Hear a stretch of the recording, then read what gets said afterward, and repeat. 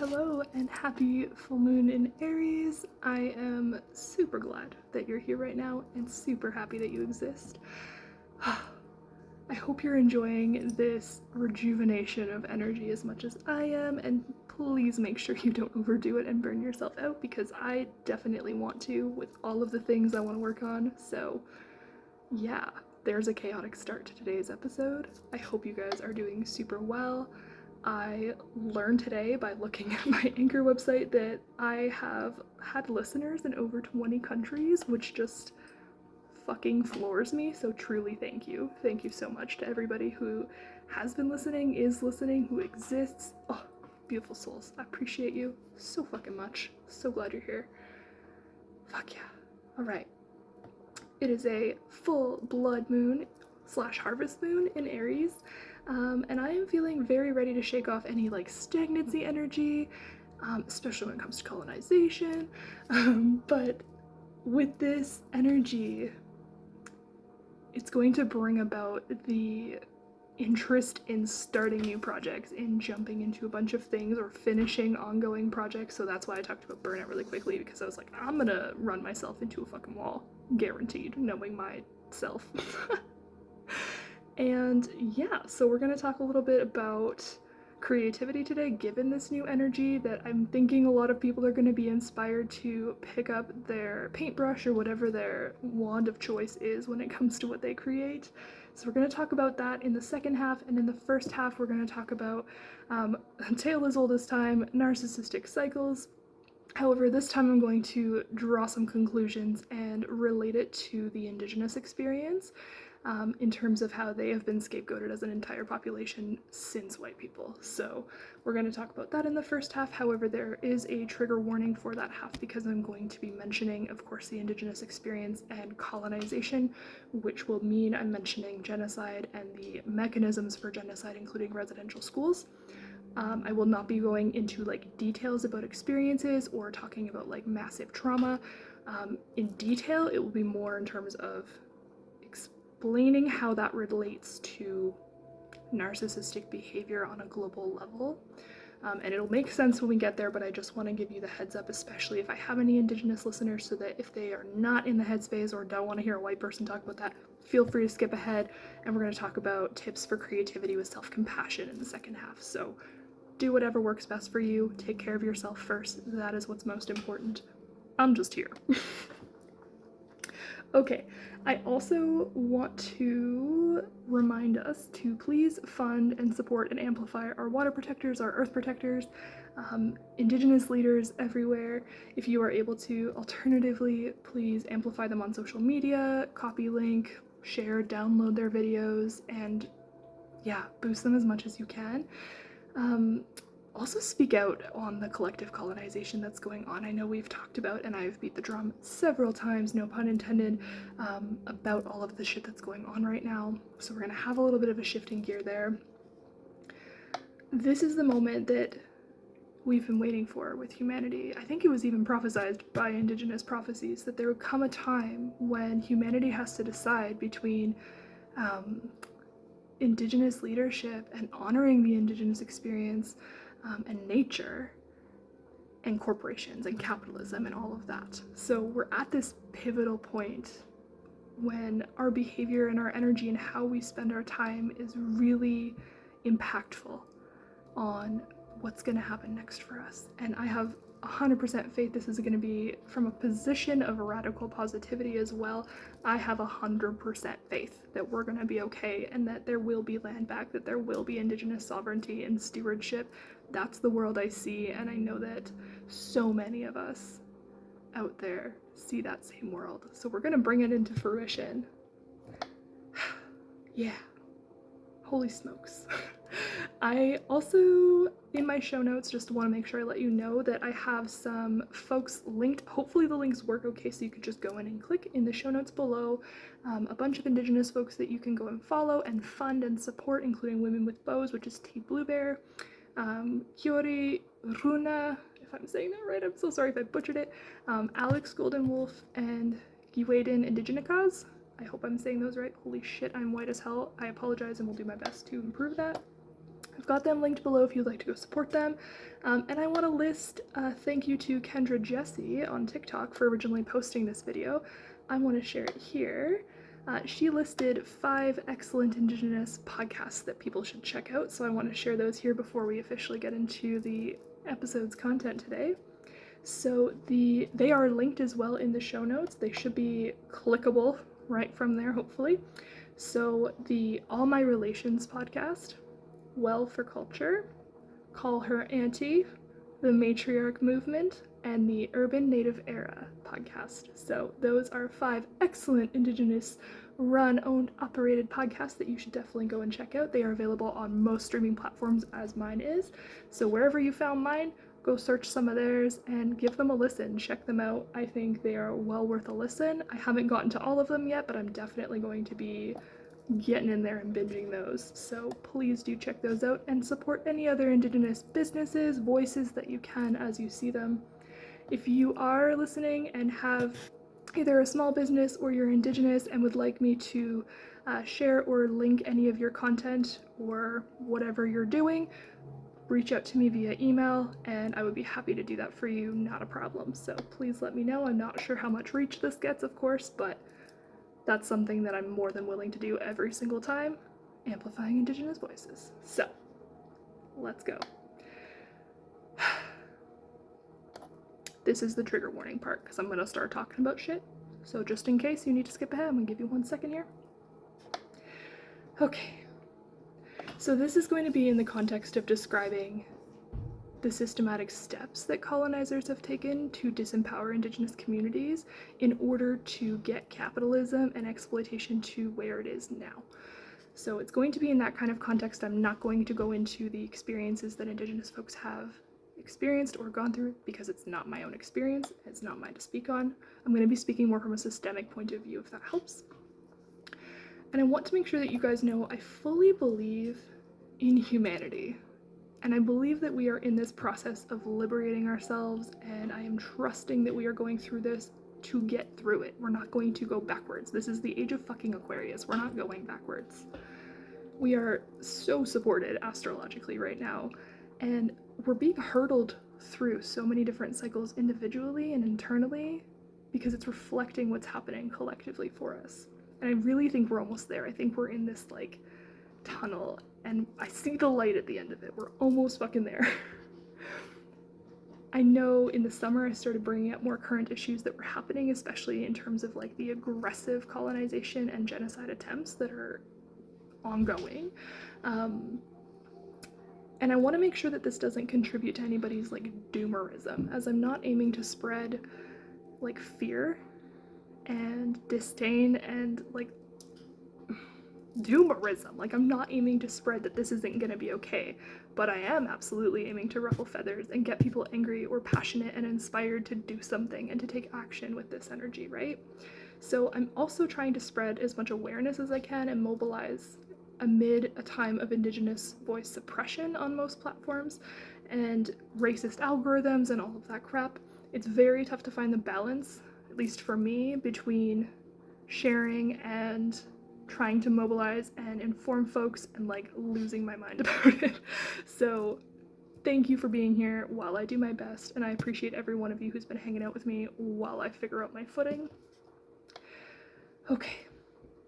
So one of the most effective things we can do as individuals is work to decolonize ourselves and take that responsibility on ourselves. If you are white, we all have it, but if you are white, you absolutely have that responsibility to actively do the labor yourself, not to ask an Indigenous or person of color or majority to do that labor for you or give you those answers. It's your job to get read up on it and do the work internally so that you're not either benefiting or perpetuating systems that others benefit from as much as you can while still surviving. We've all been colonized for like 2,000 years. We are still under the Roman Empire because that's linked to the monarchy, Catholic Church. Considering that everything is still connected to the monarchy, and that we are in the age of Aquarius, which is here to assist us with shifting to a new way of being, a humanitarian way of being, I'm 1,000,000% confident that it will be an Indigenous-led matriarchy and land back that stops this climate crisis and that helps us restore balance in this world. There's no space for there not to be land back. There's no reason that there's not indigenous sovereignty. This is all, and this is where we'll get into the system really quick here, but there's no reason we shouldn't be. It's literally just corporate greed and capitalist fucking billionaire bullshit that is the source of all of this. It's a very small group of people. If you've checked out the Pandora Papers, I'm not going to say much on them except for naming them, but you should go check it out if you haven't heard of them yet. They're not a group or anything, it's just a bunch of papers that listed our Eat the Rich menu. There is no space for capitalism to continue, for the exploitation of people and nature alike to continue. It is the reason that this climate crisis exists and is persisting. It's on fire right now, and they're still chopping trees, and they're still putting oil in fucking pipelines. Like, it's just ridiculous, right? And banks, corporations, billionaires have been teaming up and publicly teaming up to continue desecrating the earth while it's on fire. So don't get me wrong, they're not going to win. It's not going to happen. I know it's scary right now. But it's going to take all of us to step up and speak out and shift the way that we operate internally and externally in the world in order to facilitate change in a really meaningful way and in a radical way. And I know we can do this because it's already happening. It's inevitable. It's inevitable. And that's why, like, I have radical positivity about all of this, and it's not because I'm naive and not paying attention. It's because I have faith in people. And I have the utmost faith in Indigenous people.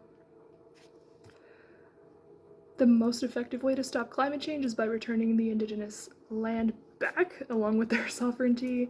As Indigenous communities have always been natural and excellent stewards of the earth, they are the reason for its abundance, and that is the direct reason that they have been targeted for centuries, because of the magic that they hold, the knowledge that they hold, the way of being that they know, right? They taught so many things to the fucking colonizers, like cleanliness and hygiene.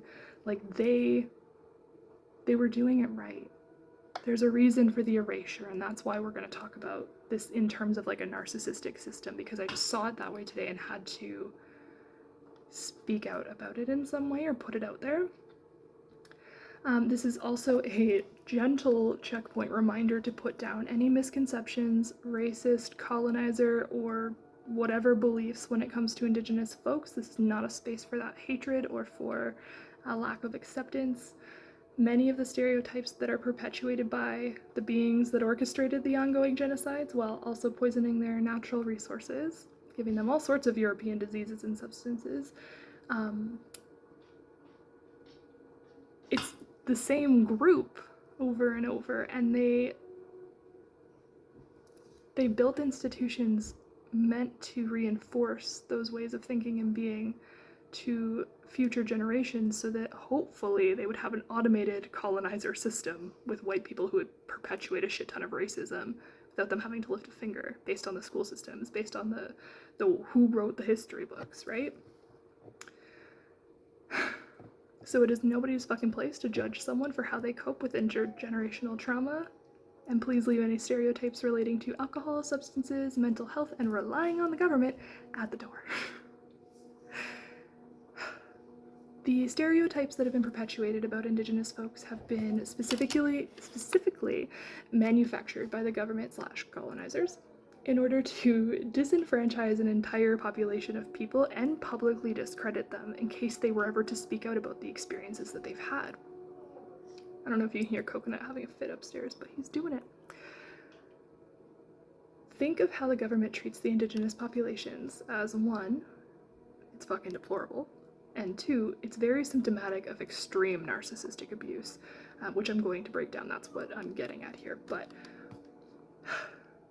here's the formula that's been used to disempower Indigenous communities since white people. And it might sound familiar if you are somebody who's experienced narcissistic cycles, which is why I'm talking about it here. So step one is assuming with the ego that they are entitled to what they see. So either the resources, the land, the people, the entitlement to destroy, the entitlement to show up and just be like, no, we live here now, we're not leaving. All of that is an overactive ego, oh my god, I'm gonna pause this because Coconut's just gonna get going. Okay, I think I have him wrangled, but he might start squeaking something again. He's in a mood, so that's what we're working with. All right, so we left at ego, abuse of power, abuse of leadership, a system of government that sprawls across most of the world with a root to the same monarchy, for example. It's like a fucking weed. Let's call that like the big boss narcissist, because we've all experienced different versions of that fucking coconut. Don't do it. Watered down versions of this abuse, and it doesn't make it any less potent because of the root that this type of abuse came from. So using that entitlement to drive their actions, the narcissists then recognize, coconut, Marshall, get over here. Sir, you're embarrassing me in front of all my friends. What are you gonna do? Put the snake down. Mm-hmm. Guilty boy. Holy smokes. Right.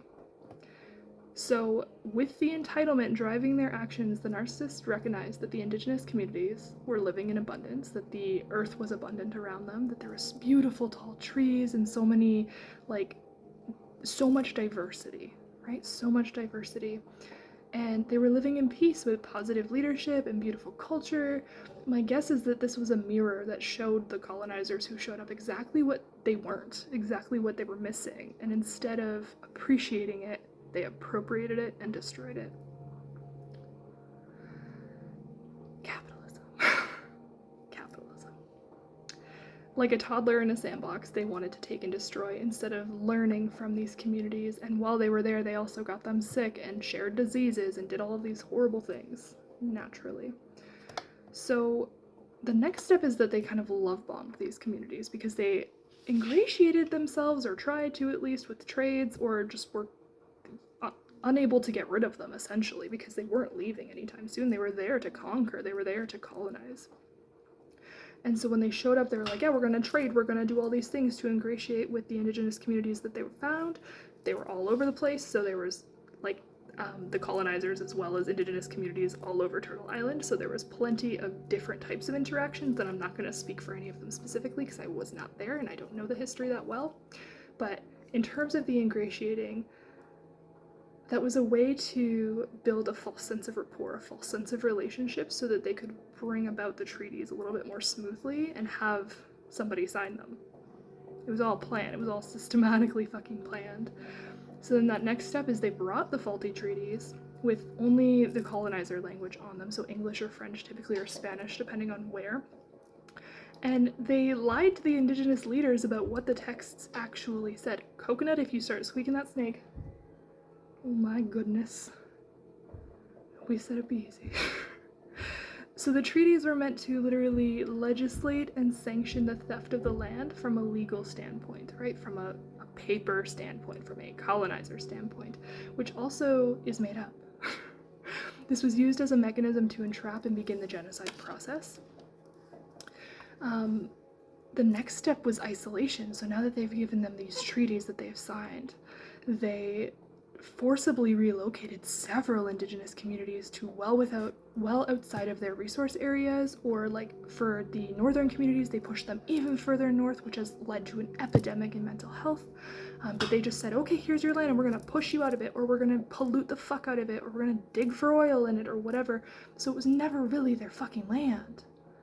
From the moment those treaties were signed, that's when the land was stolen. Yeah. The next step, if that wasn't enough, is they then committed systemic genocide against many of the animals and resources and communities that resided where they were. And that they destroyed the resources that they learned from indigenous people, that the indigenous communities they were there for relied on, such as the buffalo, or such as, I can't think of something else, but plant medicine. Dandelions, for example, are really medicinal, and so they created fucking Roundup, right? They've just found ways to destroy all of these different things so that they could force dependence, right? That's why it's not new. That's why all of this is a pattern that we can recognize together. So they destroy their resources, cause extinction of animals, of resources, before they've even set up the schools, right? They've introduced these shitty substances, they've brought in their disease, all their crap, and introducing the addictive substances that they did was also intentional, and it was a part of the system of genocide that they built. And then with the residential schools, we're not going to get into what those are, it created a system of cyclical trauma with the assimilation, with all of the atrocities and trauma that these folks have endured, that these babies have endured.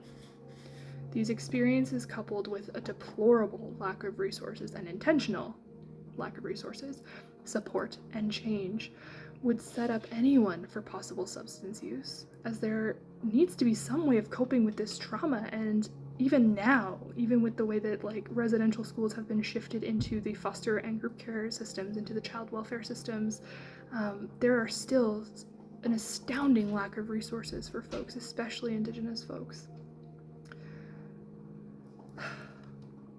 The next step, once you traumatize somebody and either introduce negative coping patterns or put them in a position where they're vulnerable from that trauma, is to gaslight them or set up mobbing, which is kind of getting group colonization or group bullying, publicly demonizing Indigenous folks for drinking, demonizing them for living on the shit parcels of land that were given to them under the treaties, that were turned into shit parcels of land by the people who created the treaties.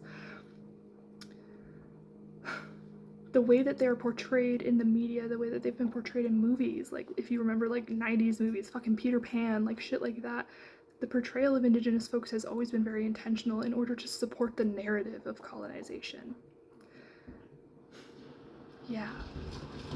The land was never respected. It was never actually by white people, by colonizers. It always was by Indigenous folks.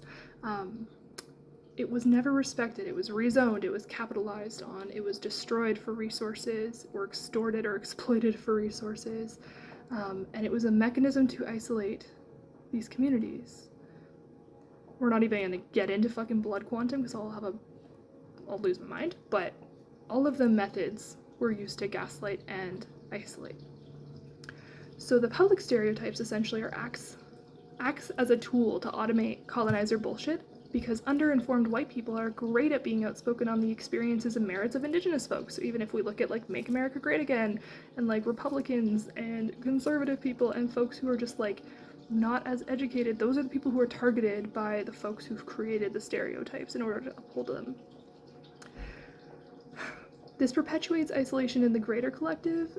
However, as the people who benefit most from colonization and its systems, as white people that I am, it's important that we deconstruct those from the inside out. Final step is the ongoing abuse, because it's been normalized, because it's been perpetuated by the systems that have been put in place almost seamlessly, is to continue to destroy the land and its resources while publicly disrespecting and disregarding Indigenous voices, government, and corporations alike, so that hopefully, in their words, enough people will buy into that propaganda and allow or support this shit to continue, which is what's been happening for so long. But also, by creating such a dependence on capitalism and the system for hundreds of years, couple thousand years, everybody has been colonized. Everybody is disenfranchised. So by pitting people against each other in the competition that is capitalism, it makes it a lot harder, or it prevents a lot more people from speaking out or from even thinking critically about what they're seeing, in order to keep themselves safe and to keep their families safe and fed and clothed and all of that good stuff. So now that we're clear on the insidious behaviors of the current ruling class, and effectively have been shown that the global Indigenous community has been the family scapegoat, the black sheep of the world, they've done nothing wrong. They've been truth speakers and they've been punished for that. They, even just the way that politicians speak on Indigenous issues, it's borderline slander. And it's time to remind you that this means that there is nothing wrong with actively and loudly supporting Indigenous leaders and communities, land back, and sovereignty movements. I have endless and supreme faith in Indigenous folks, and I 100% side with them every single time. It's long past time for them to return to their land, to be shouldn't even have to be given back to them. We should just be ceding it, but in all capacities, land back and matriarch systems should be reinstated. I believe that Indigenous folks know how to care for this land well and how to lead communities and lead the global population as well. They have the answers. They have always had the answers. The purpose of the gaslighting was to discredit their voices so that no one would ever ask. And if they were drunk, if they were traumatized, if they were too bogged down by the trauma that they've experienced, then they would be less likely to rise up. And that's exactly what the colonizers have wanted. And they're not gonna win. I think white people have had a long enough fucking turn, and I am more than ready to see what this world can be under Indigenous leadership again. Yeah. Fucking yeah. I know there was some goose chewing sounds in the background, so I apologize there. She's still got a lot of pain going on. She's giant, so she makes a lot of noise, but I do have a GoFundMe if you want to support her knee surgery fund so that we can get her that super needed surgery. It is in my link tree, which is linked in the show notes. Alright, now that she's making her way downtown, we can skip over to the second half. So, welcome to the creativity half. Welcome to the happier half. I know I just talked about some doom and gloom shit. We're not going to go there anymore. Everything is going to be okay. Creativity and divinity and self-compassion go hand in hand. And we're going to share some tips about self-compassion along the creative process, and I'm going to share them from a place of how I've developed my style, at least what it is right now in the last year. No matter what your medium or passion is, this does not have to apply to like physical visual arts or, oh my gosh, you loud ass dog, or anything else creative. Like it can be writing, it can be singing, it can be poetry, it can be dancing, painting, whatever. Whatever you feel is creative and sets your soul on fire is what this is about. A lot of my experience is with tangible art, like physical paint or markers and shit like that, so that's going to be what my experience lends from, but apply it however it best suits you. Okay, so while I was in a little art session last week, I realized that a lot of what I create is similar in terms of process, down to how I draw my lines, how I render shapes and depth, even how I use different mediums together now, like how I've been combining them has become really intuitive but similar in terms of the patterns. I found that creation is repeating a pattern outward, like expansion. Even if you think of like how sacred geometry is always like flowing, and it's the same thing flowing, hi sweetie, flowing in and out. I see that as creativity, and I see that as how like every independent person has their own geometry that they need to get out there, that they need to express, and however they want to be creative is how that's going to happen. And I think eventually it'll become patterns that we repeat, even if what we create is never the same. I think the pattern is the beauty of it. And I think allowing yourself to authentically expand and create and express yourself through any creative lens is like a tree blooming leaves and petals. That also means you can drop some of them sometimes, and you can shed that and evolve and change and shift, and you can do that in an unapologetic way, just like a tree wouldn't apologize for dropping leaves in the fall, right? We're allowed to evolve and transform all the time. You are nature, right? How you specifically create is unique to you, and it cannot be replicated by another being authentically. It will never be the same. Nobody else can combine the expression, the method, the contrasting elements, or challenge the status quo in the way that you specifically can with your unique set of experiences and your emotions about the thing, about what you want to create, about your inspiration. You don't have to know what you're doing, like at all. At all. I have not been to art school. I used to want to go. Absolutely not. And you don't need to decide that you don't need to go or go to school or get educated or practice for a lot of hours before you can tell yourself or decide or proclaim that you are an artist or a creative or whatever you want to identify. You just are. It's your birthright to create. We are here for the creating. We are all artists in some capacity, which is why it baffles me, and probably why I'm talking about creativity on this show, is because so many people have been like, I'm just not creative, or I'm not artistic. And I'm like, no, bitch, like you just don't, you haven't found the thing you like yet. You haven't allowed yourself the space to explore what you're passionate about, or to try new things, or any of that. Sorry for calling bitch, but we just haven't given ourselves the space because capitalism does not allow us the space very often. And because of the internalized capitalism, we're usually pretty big dicks to ourselves when we are creating, which is why we're talking about self-compassion today. We are all creators, so even if you think everything you make looks like burning garbage, it's art to me. It's worthy of being created. I don't think I ever know what I'm making until I'm done making it. And even then, sometimes I think I'm done and I'm absolutely not done, and I'll come back to it 3 months later, and it's 20 more sessions later. Like, it could be something completely different. It can transform entirely. I could swipe a canvas off the wall at any given moment and do something different to it. And it doesn't come without anxiety that I'm not about to ruin it, but it comes with the trust that whenever I am being creative and I feel aligned in that creativity, I can't fuck it up. You can't do it wrong. Two of my paintings I'm going to talk about because of the inspiration, so I'm not going to go into them into detail, but I usually have no idea what I'm doing going in.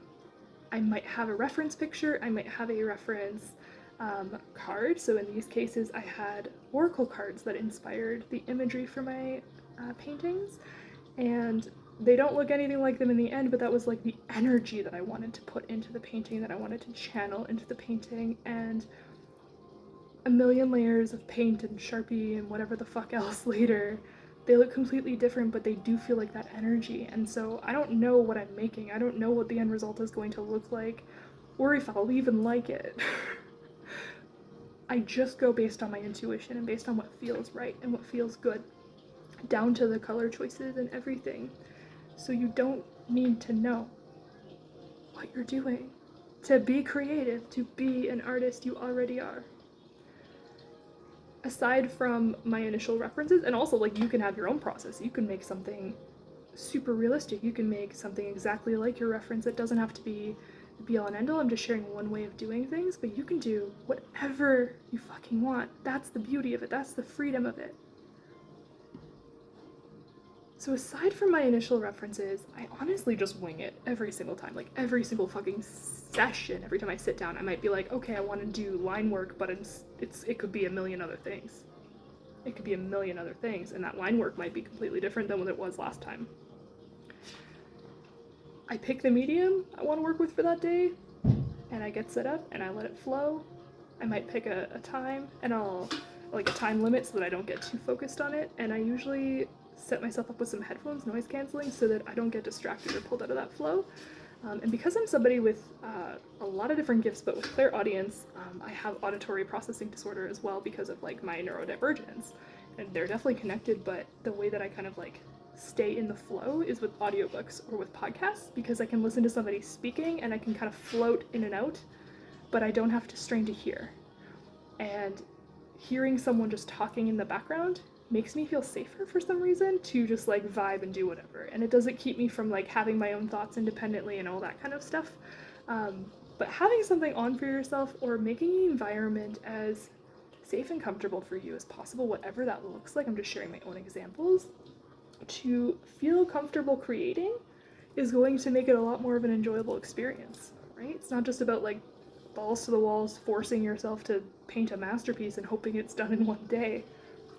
Not me at all, but sometimes I'm white knuckling it through, granted, but that doesn't usually stop me from giving myself that time to create regardless. And I find it a lesson regardless as well. Let yourself have as many projects as you want on the go.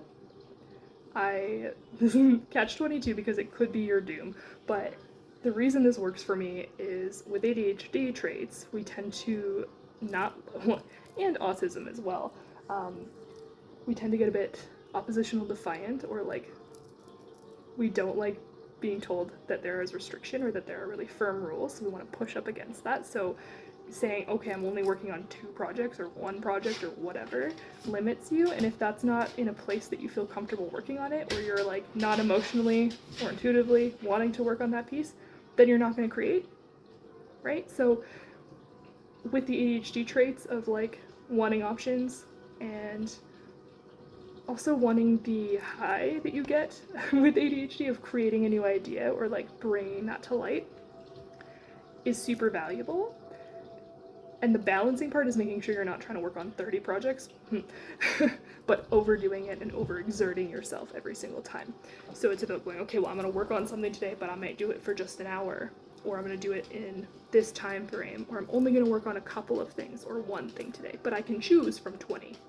And that way, you're not going in pushing against the creative flow because you don't like what you're about to be working on, or you're not in the mood to work on that thing, but you want to do something. So give yourself permission to start as many fucking projects as you fucking want. They're yours, and come back to them at your own time. There is no due date. There is no timeline to anything that you're creating.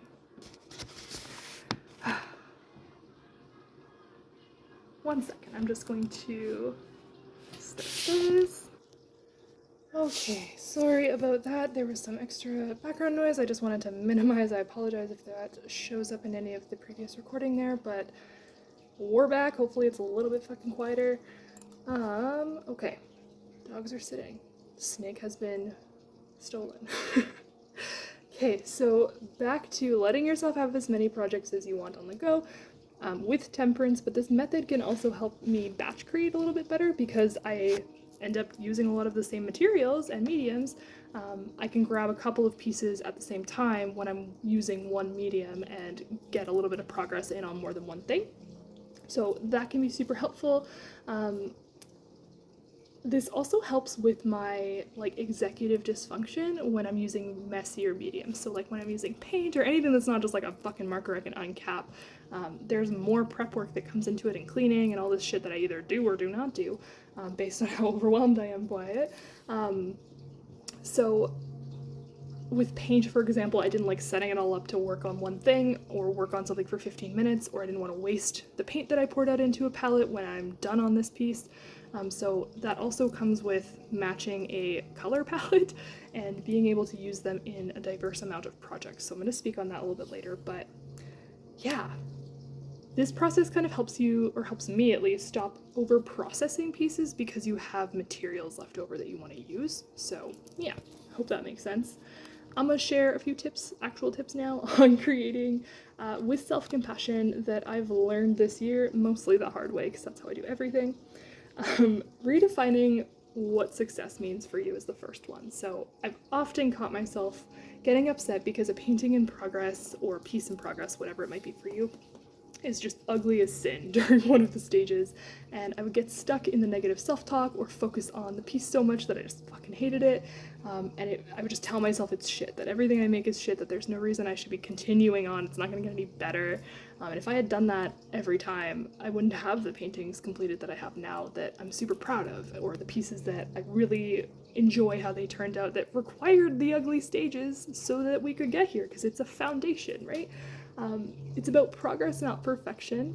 And you have all the business in the world picking up a paintbrush or picking up a pen or whatever it might be, regardless of how good you are at it.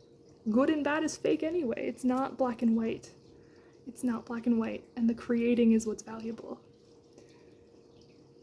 This is a reflection of my like perfectionist problem as well, with like just negative self-talk around what we're creating, which might be something that you resonate with, as well as just super high expectations that every piece needs to be a masterpiece immediately and throughout every single step of the process, which like why would you continue if it was already a masterpiece? It's not reasonable. This is your cue to challenge those shitty limiting beliefs that you tell yourself around your creativity or what you create, and that you might have around your passions as well. You have every fucking right to be here and to take up space and to create and exist just as you are. So instead, I decided that success no longer meant perfect or finished or done or 10. Success now means that I've spent time creating without a time expectation or a doneness expectation or a beauty expectation. It's just giving myself the space to create. I've decided that's the win, especially given the fucking world circumstances. That's the radical win, is giving yourself space to create when all the capitalists want you to just believe in the doomerism and give up and just stop giving a shit. This is an opportunity we can use to heal and create and build new things and connect. So if there's no due date, no end date, no way to the final product needs to look or sound, this can be tough to practice. And I struggle with it all fucking time, of course. But I'm trying to like learn how to parent myself through that so that I can decapitalize my inner voice. And it returned to me some of my creative sovereignty. Allow yourself, tip two, to create what you want. And literally whatever the fuck you want, as long as it's not like hateful or racist or whatever like that, do it. For me, I told myself that I had no style or preferred subjects until I looked around and realized that, like, oh, I paint a lot of, I'm gay as fuck, I paint a lot of women, or I draw a lot of women, or demonic women, or whatever, like, I go in that direction of, like, femme figures that I want to be drawing, or LGBTQ figures, or animals, and nature, anti-fascism, and boom, there's my pattern. That's the way I like to create outward, is I'm expressing the representation that I was lacking, which is what a lot of creators are doing. Finding and exploring as many ways as I can to express what I truly want to express through joy and flow and the mediums that I enjoy is the beauty, is the juice of all of this. Many artists utilize a lot of motif, which is repeating subjects or patterns or approaches and elements in their work, and it's okay to repeat yourself. You don't have to make 100% original pieces every single time. They can be similar. That's what series are. That's what they can be connected. Like you're allowed for it to be however it is. That's half of your developed style, is the motif or the subjects that you like to render or do or talk about or dance about or whatever that might be for you.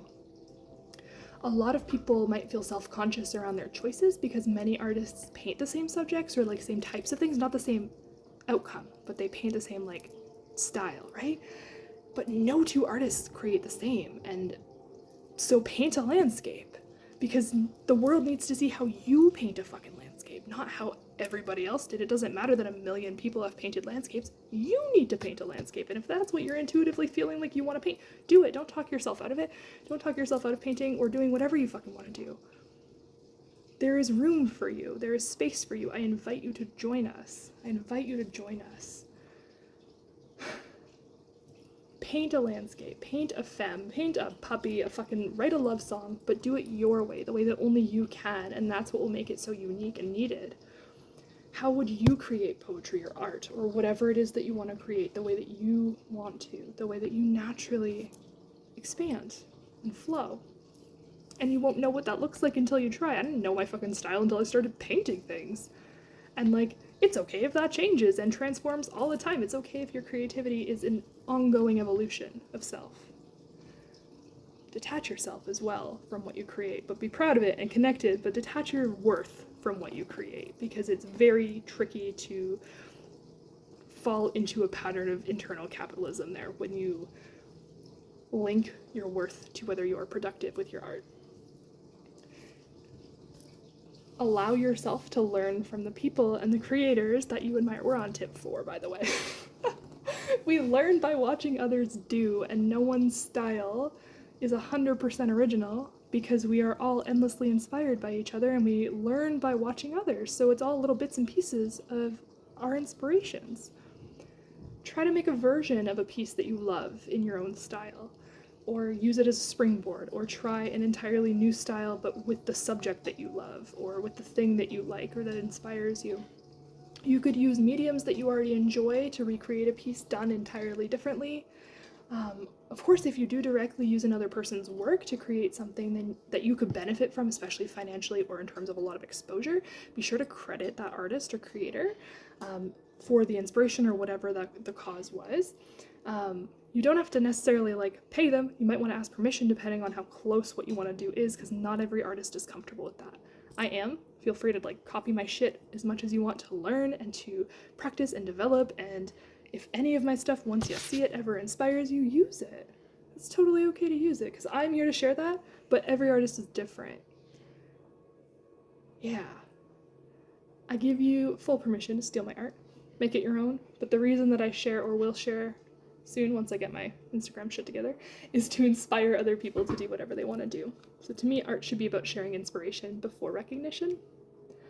Allow yourself to take ample breaks. Ample breaks. I've taken about 9 months to finish 3 of my larger paintings, which are not only, but they are about 16 by 20 inches on canvases. Yeah.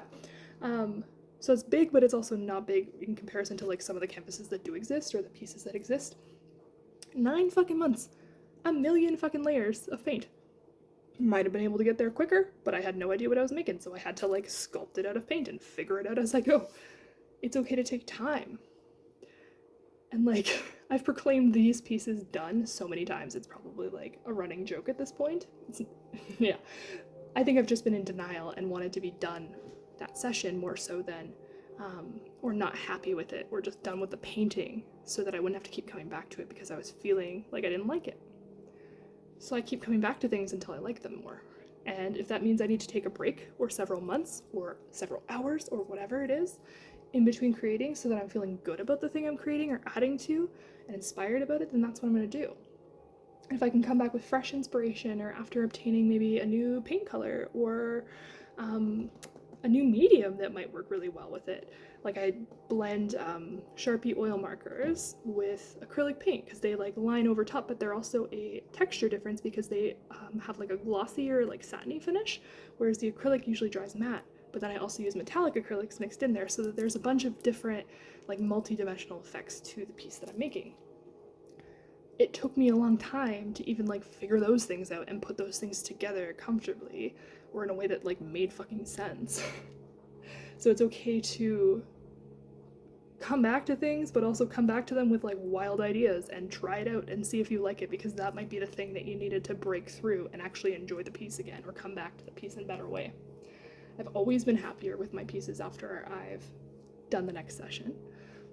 I don't let myself anymore tell myself that I've made it worse or I've made a mess of a painting or a creation by putting progress into it. And I've told myself that it does not need to be done in any particular time frame in order to be worthy of itself, of its creation. I operate on divine timing and fucking lunar timing. So really this has been a learned skill for me as a recovering perfectionist / control freak. Breaks can be months, days, or weeks, but also they can be the choice of stepping away when you're feeling frustrated or unhappy with something that you're working on, because pushing through when you're not feeling it isn't flowing, that might be making a mess. That might be something that you have to fix later because you're doing it in a way that's not intentional. You're not focusing your energy.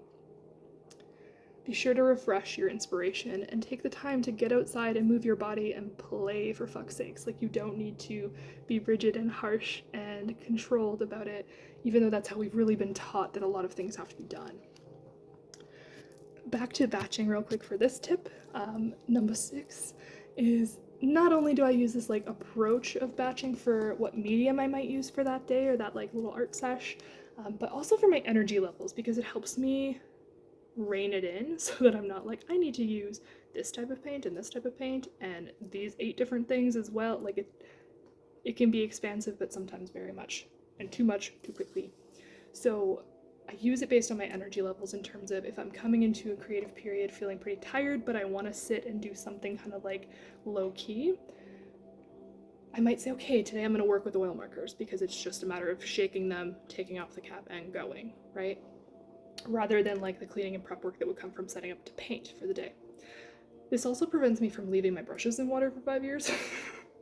But I might also say, okay, today I'm going to work on line work, meaning markers, and I'm going to look at my works that I have in progress or all my projects that I have available. I'm going to pick a couple that I want to work on so that while one is drying, I can work on the other, and while that one dries, it'll be ready to go. That can kind of make it a bit like a factory, so you need to make sure that you're not overdoing it in that regard either. But it definitely helps me just like grab a couple canvases and some markers and sit my ass down and create. Like, it's a lot more streamlined to get into that flow. And so make it easier for yourself. Make a system for yourself so that you don't have to batch, you don't have to do a bunch at once or anything like that, but you can make it easier and simplify the process so that it's on those lower energy days, especially when you think that being creative would benefit you, especially for your mental health, and make that accessible for yourself. Yeah, make it accessible. For my tangible creatives, or not even just tangible, for anybody who's creating anything with color, build a color palette that you're obsessed with and make that what you start from. It doesn't mean that you can't add to it or change it, but work from what you like. Like, I don't like all of the basic colors that acrylics come in. They're not my vibe at all. I tend to go more towards neons and brights and very saturated colors because that's more visually appealing to me as a creator. And they shift under LEDs, so I have more dimensions that I can work with there. If you don't enjoy what your medium is or the colors that you're using your medium with, then it's going to be less likely that you're going to want to create because it's not going to be interesting to you. There's no rule that dictates that you need to create with specific colors or that you need to create with realistic colors. Like, I paint people, but I don't paint them with like human colors. I paint them fucking neon pink and green and all this shit, right? Like, you can do whatever you want. And don't let anyone tell you different. Like, don't let anyone tell you that you have to do it in a certain way or use realistic colors or whatever to create the beauty that you want to create. The options are endless. You could go in any direction. Create whatever your little heart desires, and rendering them with the colors or the tools or the methods that you prefer or that bring you joy through the process is going to make it like the juiciest outcome. Your palette or medium can be anything, and your chosen subjects combined become your voice over time as a creator, because it'll become like a pattern, right? A pattern of creating, a pattern of how you do that and what you do when you do it.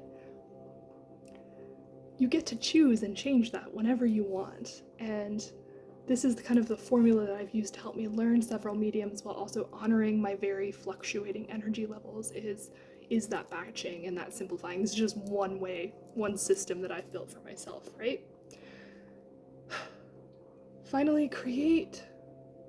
There's one more after this. Create systems where you can make it easier for you to actually start creating if you get that sudden inspiration. So if you're lucky enough to have a creating space, keeping that open and available for you to go right to. You might have some mediums that are set up or parts that you can prep or steps that you can do if you know that you're about to be doing something creative, or if you're like, I'm gonna paint tomorrow, you can get some of this stuff out the day before. Or keep them stored in really easily movable containers or pouches or whatever the fuck it is, so you can just grab it and go to the place that you're most comfortable in creating as well. Building a creation station or some kind of place where you can easily write, sing, dance, draw, paint, whatever it might be, can help reduce some of that executive dysfunction that can be overwhelming when there are so many choices and things in front of us, and that kind of stops us when we're inspired and we want to go forward, but we have to think and do all of these steps in order to get something done. Yeah, or to start. Make it as easy as possible for yourself to create. You're allowed to do that. And the final step is noticing your nervous system. How do you feel when you're creating? Are you holding your breath? Are you breathing irregularly? Are you tense? Are you uncomfortable? Are you like hunched over like a goblin like I usually am? Are you sweating? Are your hands cold? Are you hungry or thirsty? Have you been to the bathroom? Like, are you taking care of yourself, or are you in this like hyperfixation vortex? Coming back and noticing your body can really help shift the inner narrative so you can be a little bit kinder to yourself while also supporting your body to be comfy and safe while you're creating.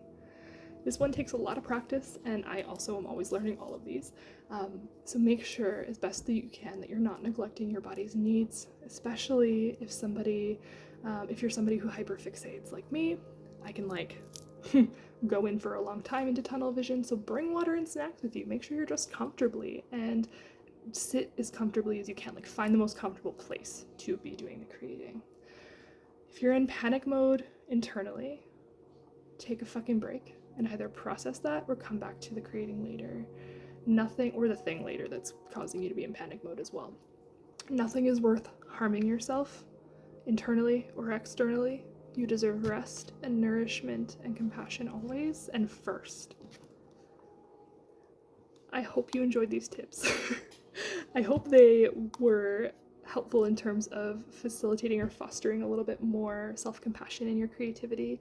And I hope you take this Aries energy by the fucking horns and go create something beautiful today, or come up with an idea today. I invite you to check out the show notes for my link tree and for a bunch of beautiful Indigenous podcasts and creators that you should go fund and support. And you can also find my website in my link tree if you would like to book any intuitive services with me or check out more about what I've got going on. That's all in my link tree, as well as a equal access Patreon system. I wanted to make it so that it's a little bit more like based on monthly donations, with equity for all of the content being accessible to everybody, so that's not based on what you have financially. All of that money / anything that goes to the GoFundMe or to my PayPal will go directly to Lucy's knee surgery so that I can get her taken care of as soon as fucking possible. And yeah, thank you so much for being here from 20 fucking countries. I love you all. I am so glad you're here. I'm so glad you exist. And you're doing better than you think. I love you. Fucking creep it real. Have a beautiful spooky season, and we will see you next time.